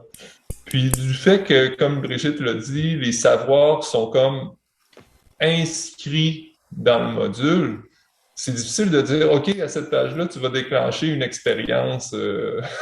Il y a comme quelque chose qui est un peu artificiel. Mais moi, je continue de penser que l'enseignement modulaire et individualisé est aussi andragogique dans sa structure administrative parce qu'il permet des entrées continues et sorties variables, permet à des adultes, au moment où il y a besoin de la formation, d'y participer. Ceci dit, cela peut, je pense, exister avec des chevauchements de services. Et un chevauchement de service, ça veut dire, par exemple, des moments où l'adulte peut continuer son français dans un module et d'autres moments où il va y avoir peut-être de l'ISP ou peut-être de la francisation ou la francisation en lien avec une matière ou peut-être de la francisation en emploi dans lesquels, donc d'autres contextes dans lesquels l'adulte va pouvoir mobiliser ses expériences. Par exemple, on a vu du chevauchement entre la formation générale de base et de l'intégration socio-professionnelle. Faire des cours de maths français anglais et un cours d'intégration socio-professionnelle. On voit du chevauchement entre des cours de maths français et de l'IS parfois. C'est pas toujours possible, mais donc pour répondre à, je sais pas si ça répond à ta question, mais dans certaines situations, c'est possible que l'adulte actif soit disposé à mobiliser son expérience, puis dans d'autres situations, non. Fait que c'est pas binaire, c'est vraiment pluriel. Mais ça, là-dessus, nous, comme enseignantes et enseignants, on peut jouer là-dessus. On peut jouer en proposant des chevauchements de services, puis on peut jouer aussi des fois en les créant dans nos propres cours. Créer des ateliers et inviter des personnes conseillères d'orientation, des personnes des autres services d'enseignement. Je pense qu'on peut créer ces occasions-là qui vont faire déclencher des dispositions différentes. J'aimerais un peu répondre rapidement à la question de Lisanne que je trouve fort intéressante. La première chose que je souhaite dire, sont-ils disposés, ces apprenants-là, à s'inscrire puis à bien fonctionner en enseignement modulaire individualisé? D'abord, les jeunes là, qui quittent le secteur de la formation générale des jeunes, certains quittent par eux-mêmes, beaucoup quittent par eux-mêmes, d'autres, certains sont poussés à quitter, on le sait. Il y a une critique du fonctionnement, il y a une critique de la scolarisation au secteur de la formation générale des jeunes. Ces départs massifs-là, s'il y a quelque chose derrière ça qu'il faut entendre comme société. Le décrochage, comme on appelle, c'est un refus, c'est une critique vis-à-vis de la forme traditionnelle d'enseigner, que je ne comprends pas tout à fait, moi, là, mais bon. Ils se tournent vers la formation générale des adultes. Je ne sais, bon, certains quittent aussi, ça ne persévère pas tous, mais c'est un système qui leur demande beaucoup d'autonomie. Ils n'ont pas tous cette autonomie-là, mais je pense qu'il faut les préparer. Puis même, je dirais, comme moi j'enseigne dans une perspective andragogique à l'université, puis il faut que je prépare mes étudiants à comment on se comporte quand on est dans un système plus, dans une approche plus andragogique. Alors, où est cette autonomie-là à acquérir? Même à l'université, il y a des gens qui ont de la difficulté à se l'approprier. Alors, je pense qu'il faut les préparer. Et une de nos suggestions, notre piste d'action concernait l'information aux jeunes, les avertir, comment ça fonctionne, puis quel rôle on vous demande. Puis, c'est parce que là, ce qu'on a vu, c'est que c'est les enseignants qui sont obligés, chacun individuellement, beaucoup individuellement, à préparer chacun ou à les corriger dans leur comportement, tout ça. Ils doivent avoir le support de leur institution.